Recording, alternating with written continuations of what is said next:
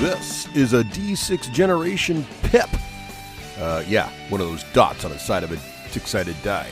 Yeah, a pip. A short pip. Little something. About anything gaming related. Sometimes featuring Craig, sometimes featuring Russ. We'll see what's coming up today.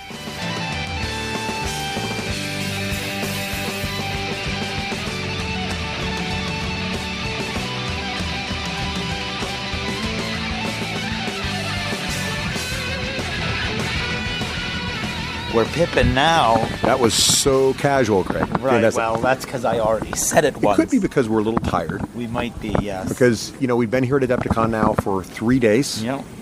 Well, kind of, 3.5, Yeah. 2.5. So we got on Thursday. So we came in a little early this time around. Normally we like to stay through Sunday. Yeah, or and do Monday. Do our big board gaming event Sunday night. Unfortunately, due to some family commitments and some business commitments, we couldn't stay past Saturday night. No. So, unfortunately, we couldn't run our big board gaming event. We were both very disappointed about that. Very.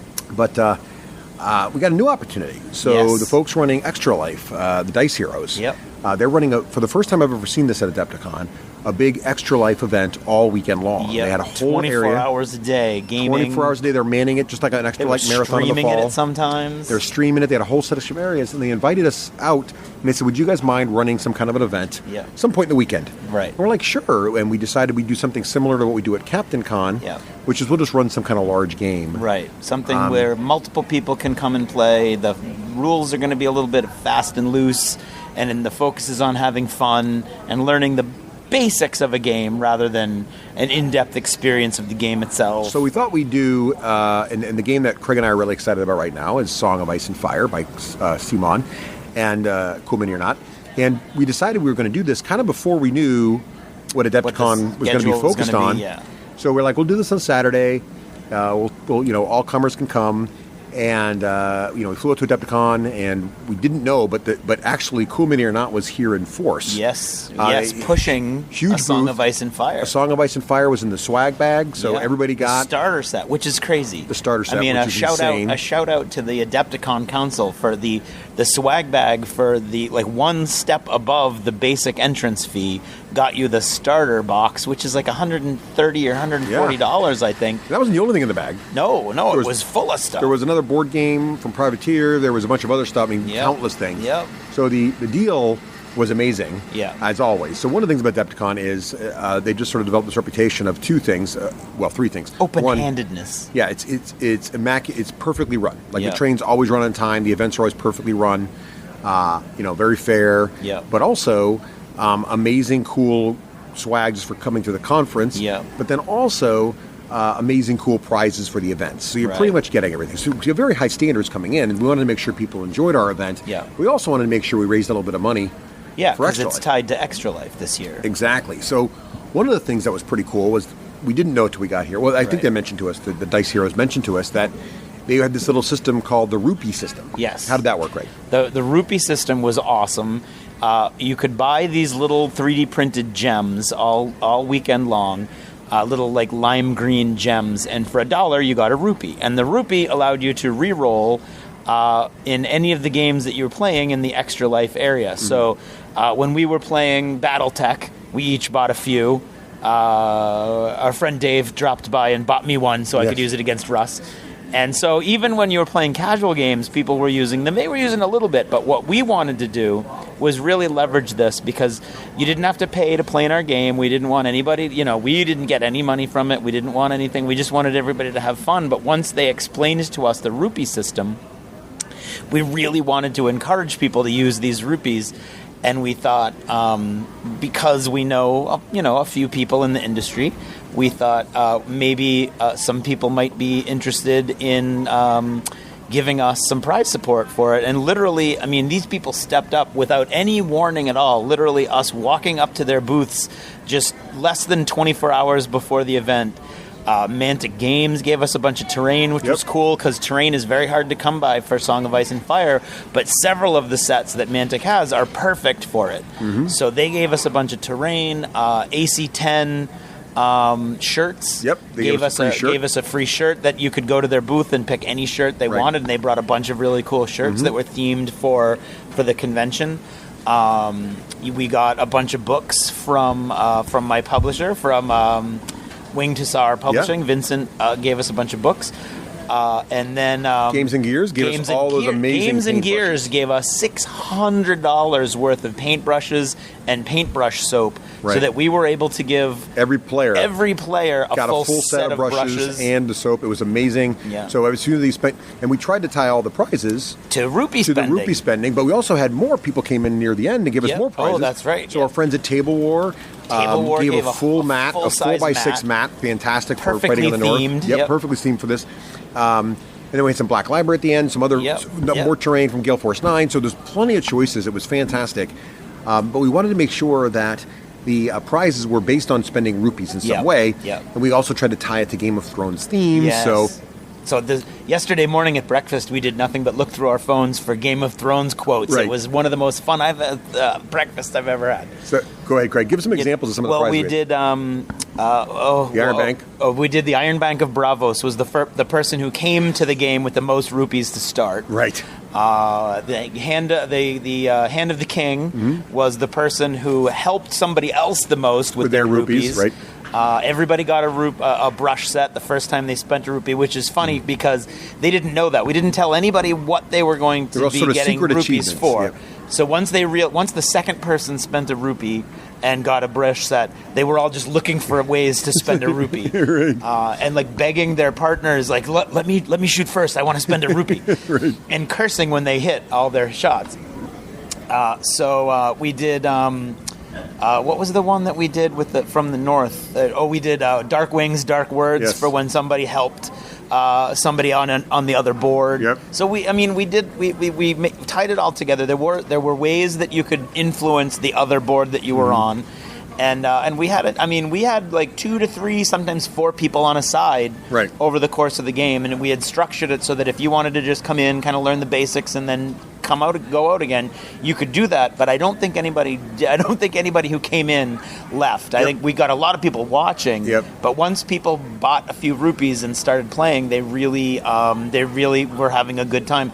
I don't know about Rose's table, but my table was having a blast. Well, I think everybody had a fun time. And the energy was excellent. Yes. I think one of the things that made the event work really well, and we really couldn't have planned this, was that because everyone basically had a starter set of Song, Ice, and Fire up in their hotel rooms. They really wanted to see it, and because we had brought all 4 of the main armies all fully painted. Craig did most of the work. He had 3 of the armies painted. I just painted the free folks. Shucks. But it looked fantastic, and folks were stopping and looking because the models are truly great in this game. Adepticon is truly a miniatures convention, so even though most of the people look at Cool Mini or Not and think board games, most of them, because they're miniature gamers, they're looking at this going, oh my gosh, this is an actual, honest-to-goodness miniature game, and man, those models look fantastic. I mean, you see the mountain that rides. You see all the spears that don't bend. You see all the infantry and the cav, and it just is a great-looking game on the table. The quality of the sculpt is insane. The quality of the plastic is amazing. So it's not like this soft, the soft, smooshy details. It's just everything about the... I mean, we've gone on and on about how much we love about the game already, but... So we even had guys from the Dice Heroes who are running the Extra Life thing come and join us and drop, I don't know, it was embarrassing amounts of money on rupees. We had a lot. We don't want to talk about how much money, but let's just say I feel like the kids play games and heal kids definitely happened. I think we did a lot of good work. It was fun and was really the players doing the work. I mean, they didn't mind spending the money, mostly because I think you knew it's going to something good.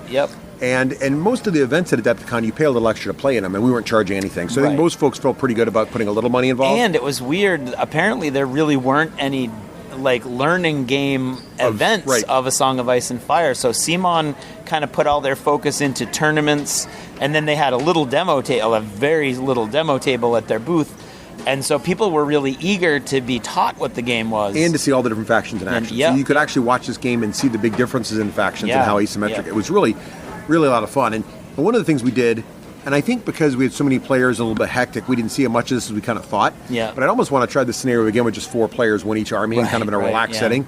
Because I think the scenario came up was pretty fun. So a couple things we did. We learned a lot from our Adeptus Titanicus game. Yes. And we liked this idea because in these formats, we had a very tight time period. We wanted to get it done in exactly 2 hours. Right. We wanted to just end in 2 hours, and wherever we got, we got. Because in case you're hearing anything in the background, we are recording this from O'Hare. In the airport. Because we literally had to pack up from that event and run. Leave, so, right. So we wanted to end on time. We had a tight time frame. And what we learned from our Adeptus Titanicus event was if you take 5 objectives and put one in the center and then the other 4 sort of around it, equidistant, 2 on one side of the table and 2 on the other, we can then have a rule that says basically if you control the objective near your side of the board, it's worth 1 point.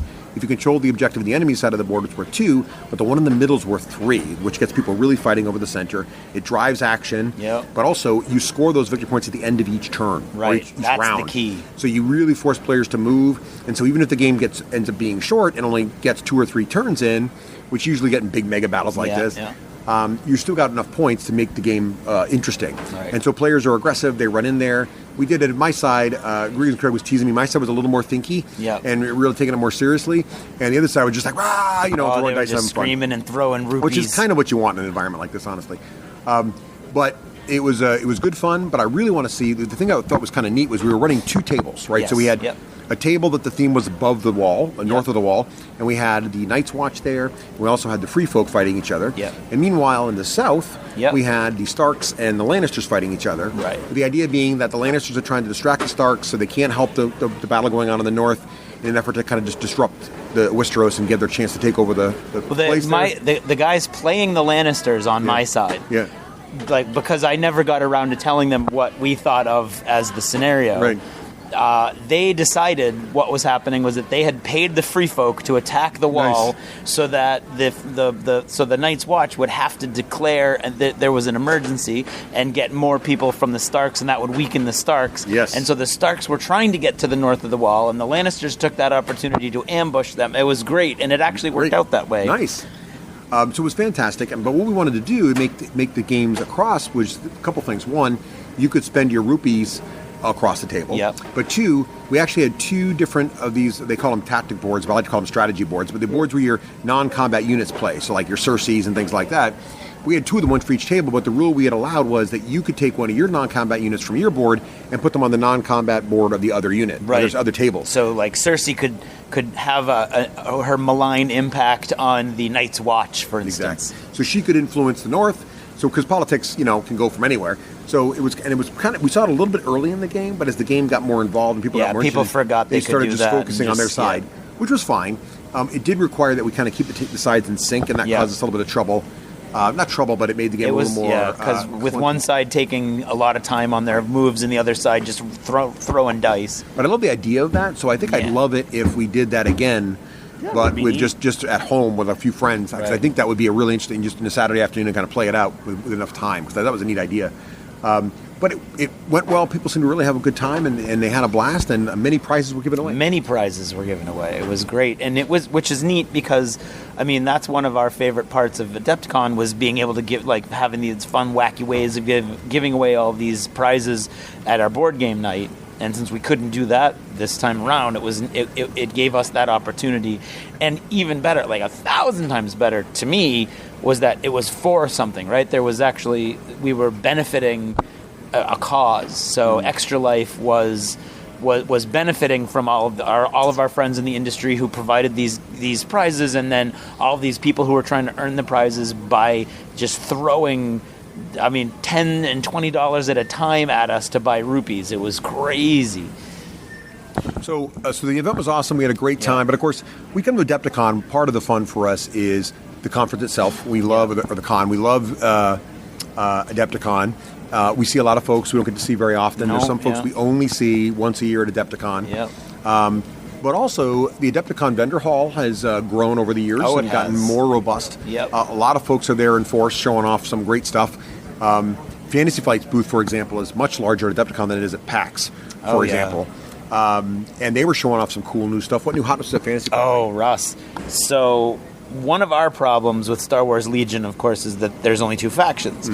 And there's a few different ways they could address this, and people were wondering how they were going to address it. And over the weekend, they announced on their website that they were going to come out with a new starter. It wasn't going to take the place of the Empire versus Rebellion starter. They were now going to a new SKU that was going to be sold side by side, and that's going to be the Clone Wars starter. So it's the droid army versus the clone army, with General Grievous as the leader on one side and young Obi-Wan as the leader of the other side. And online they had a couple pictures, and it was neat. And Russ actually turned to me. We were in the room when the news dropped, and he said, "Do you think they're going to actually have them here?" And I was like, "I don't know. It's not really Gen Con. It's not." I didn't. And they did. They totally did. They had these beautifully painted new models in the case the next day. We both tweeted them out. It was neat because they haven't done this since they didn't even do this for Rune Wars. Right. They haven't done this since Dust Warfare. Yes. Have they made like a real a real effort at sales and had a real presence other than a demo presence at Adepticon? Because they a bunch of stuff dropped for retail over this past weekend for Legion, including the tank from the Imperial tank from Rogue One, the land speeder. It looks, I don't know the model number. I've forgotten all that, but Luke's land speeder, but it's been up-weaponed, so it's used by the Rebels now. A couple characters. And so those were all here, and it was the first time you could get those here. Yeah. So that was really neat, seeing them kind of step it up. Yeah, the Star Wars Legion presence here was very strong. They have a huge gaming area, amazing Adepticon terrain for Star Wars. Yeah. The Buddha Yoda was my favorite. But it was fantastic, and they have a very strong... I was talking to a couple of our friends here in Chicago that game a lot, and they said, there's a very strong player community for Legion. Oh, nice. And so I think that's a reason it's so strong here, and also one of the reasons that Fantasy Flight supports it. But that was cool to see that. So that was really neat. What other hotness, Craig, did you run into as you walked around the vendor hall? Well, the first thing that I noticed, because we were interested because of the game that we were running, was the Song of Ice and Fire. There were 3 or 4 new boxes that hit retail this weekend, and they had them all, including the Lannister and Stark Heroes 2. Mm-hmm. So for Stark, you got a bunch of other heroes, which I'm thinking have to play slightly differently because you've got Rickon and Osha, the spear wife. Mm-hmm. So I bet they have to be fielded together. And of course, if you take Rickon, you got Shaggy Dog. They had Jojen and Mira Reed, and I wonder if those two can be, because normally you can only have one character in a unit. So I now I'm sort of wishing I had bought it. I didn't buy it. What I did buy was the Lannister Heroes 2, which is actually all 7 of the Kingsguard and Joffrey Baratheon. And the models are beautiful. They can be fielded. The Heroes boxes usually just come with the unit upgrades and generals. You can actually field the Kingsguard with Joffrey as a unit. And the last rank, the last 4 slots are banners, Baratheon banners, and you can burn a Baratheon banner for a benefit each turn, and you can only take each benefit once a game, so that's really neat. The unit is really powerful, but Joffrey has to be your general. And just as another example of encapsulating how well they captured the theme in this game, Joffrey is a very powerful general, but he's powerful because he's got these abilities that can target people and do mean things to them, and it's really, really powerful. But every time you do one of his abilities, your opponent can then panic and weaken one of your units because they're always nervous fighting near Joffrey. No one likes Joffrey. No, nobody likes Joffrey. And so I can't wait to get that paint. I was a little frustrated because, to be honest, I finished painting my last Song of Ice and Fire model at 10 o'clock the night before we left. So at about 10 the next morning, I had a new unit again. And you had to paint. And I had the same problem because also... Cool Not had the Cave Dwellers there, which are the brand new unit. I hadn't even seen their concept art yet for the Free Folk, and they are pretty powerful. They're one of my more better armored units. That's not saying much for the Free Folk, but the big thing is they hit super hard. And I think they'll be good at cracking Lannister armor, because we tried a test game with me against Lannisters, and it did not go well. No, the Lannisters, between having really good armor and having all kinds of abilities that mess with people's leadership, that's a rough matchup. It was tough for the Free Folk, Which actually makes a lot of sense, because the Lannisters almost are like the high-tech faction, if you think of it that way. So that was really neat. So Cool Mini or Not, lots of cool stuff there. What else did you see that was cool, Craig? Well, there's a lot of 3D printing. I mean, that's been something that's been building over time. Yep. But this year there were several different 3D printing companies, including at least 2 who were printing at their booths. Right. So you could see them like printing the pieces of terrain or whatever that they were selling. My favorite use of a 3D printer was in the team 40K team event where these people make these amazing displays. Someone had made a display. It was an Imperial Guard display, and it had the tanks everywhere. Yep. But it was a Adeptus Mechanicus facility or something, and it was supposed to be a tank factory. Yep. And inside the factory, you could see the tanks were all lined up, like coming off the. 3D and there was an actual 3D printer printing a shape like a Lehman Russ to imply that was the factory building the tanks, which was fantastic. That was very cool. No, I mean, we can also talk about that. The team we love the 40K team tournament because culturally, what has happened is it's really become a showcase for people who like to make awesome displays. And the displays were just phenomenal, as they always are. There was a huge battle. It wasn't a battle barge, but like a strike cruiser. It was a Space Wolf strike cruiser that had to be 6 feet long. And it was on a giant flight stand, so it was actually hovering over the table where they were playing. There's a lot of movement incorporated this year. There was a Tau table that incorporated a model train. Yep. There was a Space Marine table that incorporated all kinds of spinning elements, so it looked like they were like Space Marines on ice. What was your favorite? I think my favorite was the Beauty and the Beastmen. Oh, that was beautiful. Which was taken from Beauty and the Beast, obviously, and there was an entire Beastmen army using Imperial Guard rules, it looked like. Yep. But the Rough Riders are Beastmen on horses, and even the Ogren had the makeup paint. I mean, the paint job was amazing. Of like the old Beast makeup you'd see on stage. Yep. And then in the top center of this giant house, there was clearly a figure that was a female sorceress or something, and she was like Calidus Assassin. Oh, Calidus Assassin. She was clearly Beauty. She was Beauty. And then next to him was Gaston. Who was. Because the Beasts were the Beastmen. Right. But the guy was explaining to us that they had found the ancient texts, and the Beastmen believed that it meant that women could control Beastmen. And they believed that Gaston clearly was the hero of the novel. So they made Gaston was like the leader, and the models were awesome. It was a great. I love when people go a little crazy with this kind of stuff, but they're such good modelers and painters that they really execute in a way you're like, I can't believe you went with this wacky theme and still made it look just beautiful. It was great. I mean, I hope they win something. Really committed. And that was my favorite of that. So that was a lot of fun. I think the other big surprise for me was the presence of Catalyst Game Labs and really the excitement around BattleTech, which I know we talked about in the last PIP, but BattleTech was everywhere and a lot of excitement there. Yep. So that was really cool to see. Our friends at Games and Gears, who they were doing everything as usual. Games Workshop had a great presence, and they had big announcements on Wednesday night. They do like a seminar on Wednesday night where they revealed a whole bunch of new stuff that was coming out, including a whole bunch of new Chaos models and Chaos Demons, and they had I don't know what they were selling. I could never get near their booth. The line was never not snaking like 40 or 50 people long the entire weekend, and at the very end. It's not the end for anybody else. It was the end for us. Today, they had stacks of brand new dice trays. There were these gorgeous dice trays with a new motif on them.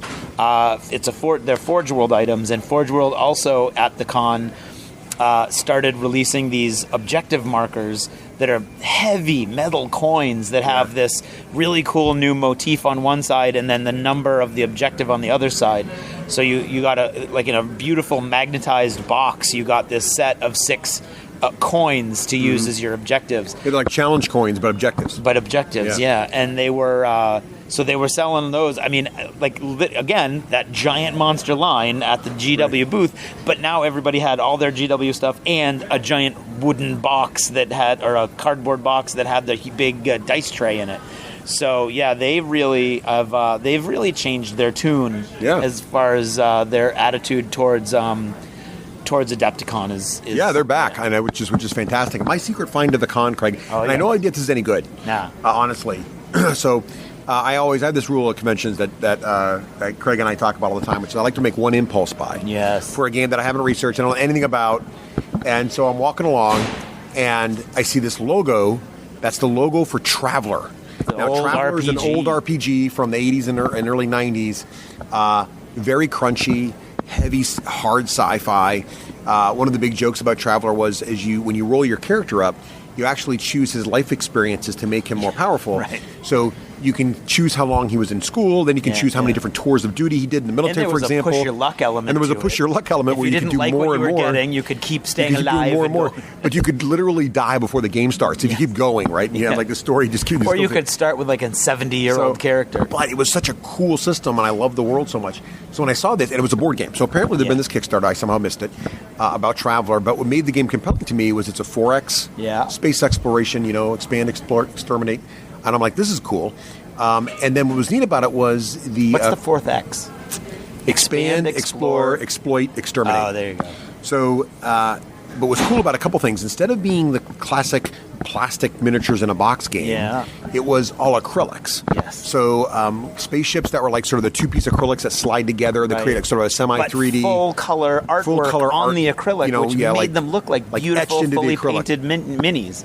So those look good. All the tokens were acrylic. And there was a system where the center of each solar system was a sun, and then these little acrylic connectors would come out of it, and between each of those would be like a little piece that would indicate the types of planets that were in the system, whether they were inhabited, whether they were just empty space, whether it was a gas giant. So it looked really compelling and interesting to me. So I went ahead and bought in. And I started reading the rules, but I didn't get a chance to play it yet, so I'm looking forward to trying that. So listen for future episodes where I'm sure I'll talk about Traveler. Well, I'm excited because you've been talking about BattleTech for a long time, and we finally got that to the table a bunch, and that was fun. Yeah, so I had a great time with that. I know we talked about that a lot, but we'll be more BattleTech in the near future. Yeah. So another thing that I would like to talk about, because I've never really taken advantage of it before, is there's an entire hobby area. Yes. That's our long-time listeners and friends of the show. Matthew and Nate are two of the guys that are in charge of that area. And they there's an entire display of Reaper paints. Anybody can take a pot. Go ahead. You need to provide your own brushes and palette, and that's it basically. And everything else is there for you. These beautiful lights, and it's all set up. And so I, like an idiot, forgot the miniature for Ghost at home. And of course, we needed Ghosts for this game to work. And because they were giving away the starter set to everybody, our friend Andy, old Andy from the Nerd Herders, lent me his Grey Wind and let me take it down to the hobby area, and I painted it as Ghost down in the hobby area. So I took an hour yesterday, actually not even an hour, and I just sat with Matthew and Nate, and Nate let me use all of his brushes and his palette, and Matthew was doing some painting for some fantasy stuff for his son. And it was great because it's a totally different vibe to anything I've ever experienced before at a con where, and I think that's an element that we, like Russ has kind of dabbled in the lessons and the classes.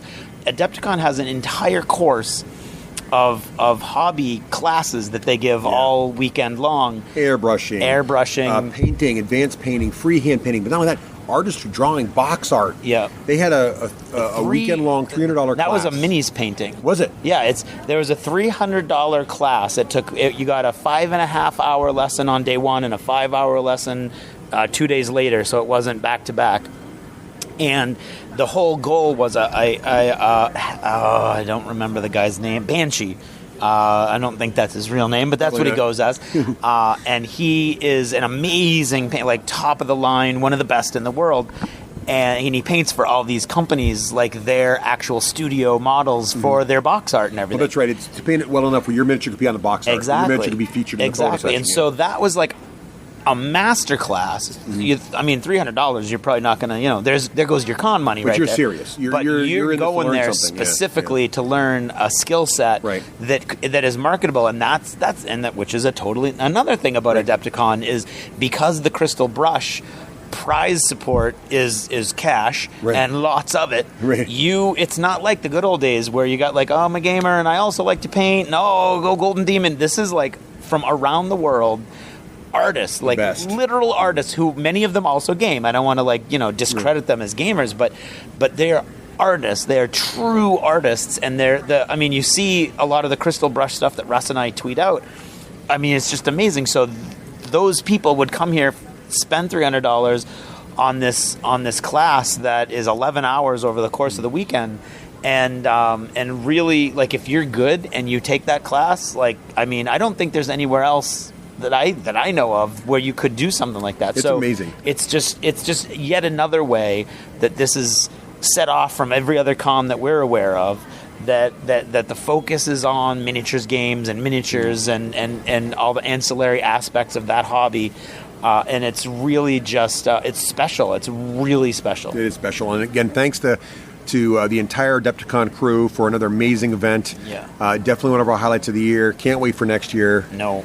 Any final thoughts there, Craig? Well, I know that we've mentioned them over the course of this PIP, but I want to call out again special thanks to all of the people that helped us with our prize support for this event and really made. I mean, I'm sure all of those guys would have spent probably as much on the rupees as they did, but it was nice having that incentive for them and being able to help them, or sort of kick it up a notch. And so Games and Gears, Winged Hussar, I can't see because I don't have my glasses on. Okay. Games and Gears, Winged Hussar, Table War, Mantic, who else, Russ? Who else did I miss? I wasn't keeping track. But Games and Gears, Table War, Mantic, well, a bunch of the Extra Life guys themselves gave us a whole bunch of other stuff. Dice Heroes. So thanks everyone for an amazing time, and we're looking forward to Adepticon next year. Oh, absolutely.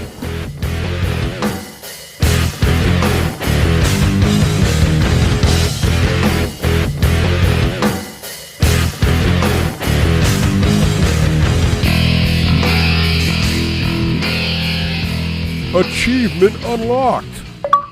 You've made it to the end of another D6 Generation episode, the podcast whose humor has universally been acclaimed as not too horrible. Please let us know what you thought of the show by emailing us at info@the d6generation.com. If for some inexplicable reason you actually enjoyed this show, you can help others find out about it by leaving positive reviews on iTunes. Thanks for listening and happy gaming.